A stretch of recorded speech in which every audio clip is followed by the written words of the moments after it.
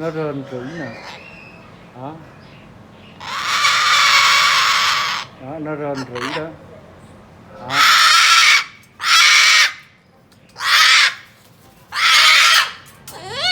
Cái gì? Nói gì? Là không, còn cái con này nói đàng hoàng, nói chuyện đàng hoàng, tập nói không nói la là không.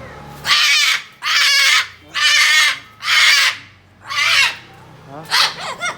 Sủa, sủa, biết sủa thôi hả, không biết nói gì trơn hả? Sủa. Nói đi. Bà ơi, bà ơi.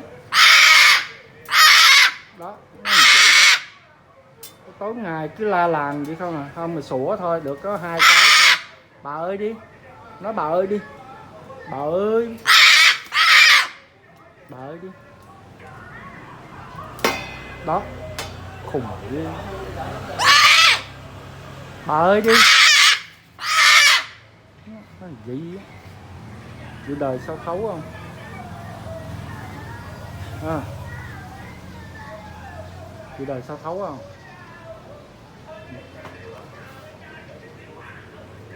Đời sao thấu không nè, có mặt nó nghinh nghinh nè. Đó, nghinh nghinh gì đó. Đó, đó, nghinh nghinh nè. Bà ơi, bà ơi, nói đàng hoàng. Bà ơi, bà ơi, bà ơi.